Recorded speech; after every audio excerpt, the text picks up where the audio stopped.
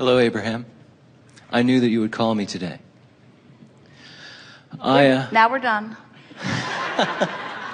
I'm seeking your advice and your guidance. I'm new to this process.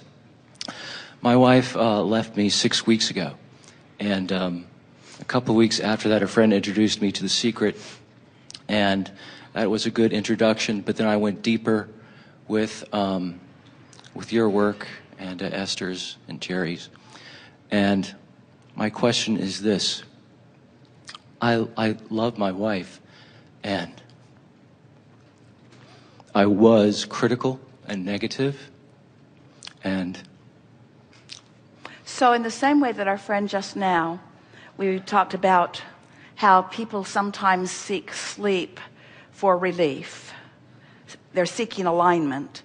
Some people seek alignment in separation. Yes. Because it's easier sometimes to get away from what you believe is the source of your negative emotion. Yes, and I have determined and discovered that getting into the vortex is probably the best way for me to get away from negativity and possessiveness, and I'm trying to do that. But my question is, I'm looking for some hope, and occasionally when I'm in the vortex I can see it, but the what isness gets to me. I stayed away. My wife left without talking to my daughters or to me about any substantive issues. She just left for a month. She was completely silent, would not respond. Well, she just sort of reached a breaking point, didn't she? In other words, without being able to even put it into words, her desire to feel good was so strong and so compromised that it almost felt to her like a self-survival thing. For someone to do something so dramatic like that, it was really a self-survival sort of thing, seeking alignment.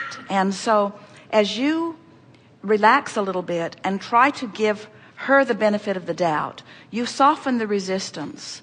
As you blame her, which is what you're doing here, in other words, you're sort of poking at it, and we certainly understand why you would, about how she left the kids, she stayed hidden away, she didn't let anybody know where she was, she drove us all crazy, she put us all through hell. In other words, those kinds of things, even though they're accurate, don't help your cause, because your cause is you're wanting to desensitize it, you're wanting to de-specify it, you're wanting to make it less specific and therefore less out of the vortex, not more. So the more you stand in justification, the more you hold yourself in a place where you can't get what you want. Even though everything you say is true, you still can't beat those vibrational odds, you see. You've got to soften your vibration. So part of your question is, I was far less critical at the early part of our relationship. Yes. As the relationship developed, I got more and more obsessively critical. And now I feel much less critical. The whole experience has put me in a whole new place of wanting, and I would like a sort of do-over. I would like to be able to present myself in my new vibrational form. And we say, we fully expect that to happen. But if we were standing in your physical shoes, we would practice it until it was real, not just wanted. Yes. We would practice it until we don't feel critical, until we don't feel justifying. In other words, as long as you're defending or justifying or blaming, you're not in the vortex consistently. You gotta give all that up. Jerry and Esther have had really a Mr. Toad's Wild Ride with the launch of this new meditation CD, because they got all geared up. They let everyone know about it, and everyone hit the bookstores at once, and the bookstores were not anywhere near prepared for what Jerry and Esther thought was a pretty normal response to what they usually do. So they felt incredible frustration that their publisher was not prepared and had not prepared the bookstores. And then, as they focused upon that, there was no way they could find a good feeling in that. Then the product turned out to be flawed, some of them. And so the CDs weren't playing, some of them. And then Amazon put them They were number 1, they were number 2, number 3, number 6, number 4, number 10, number 3, number 2, between George Bush and Wimpy Kid.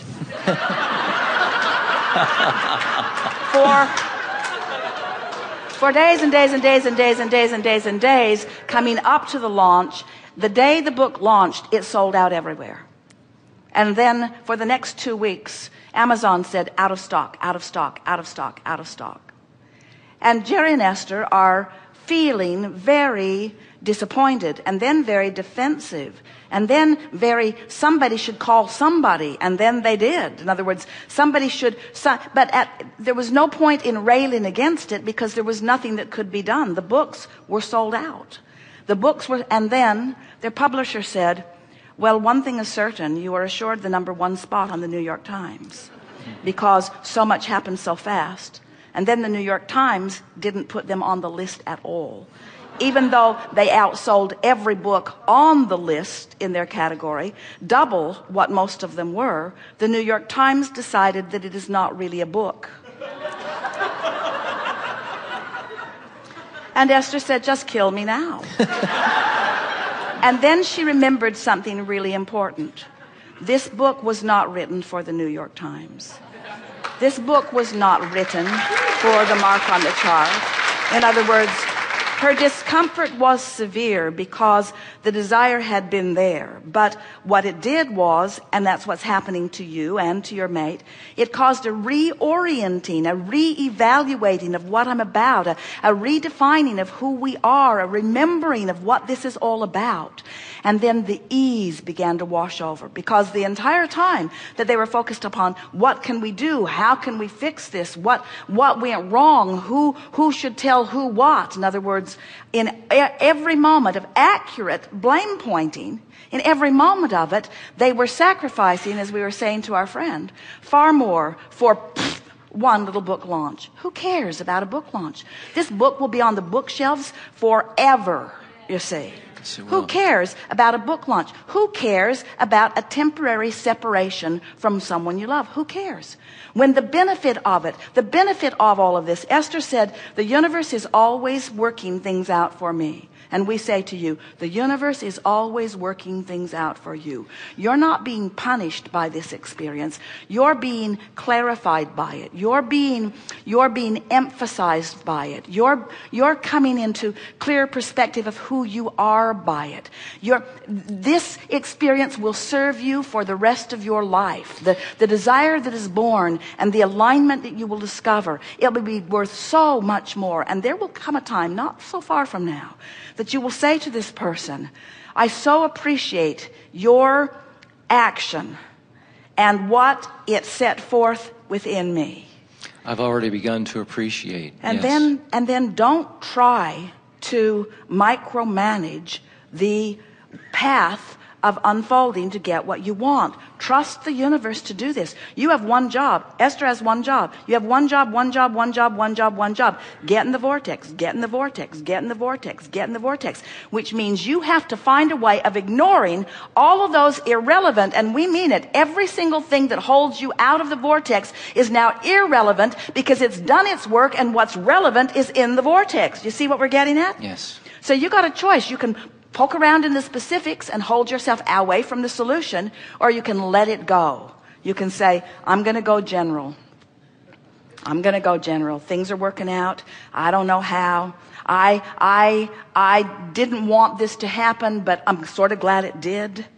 I feel that good things are coming to me as a result of it. I don't know how this is going to unfold, but I know it'll be all right.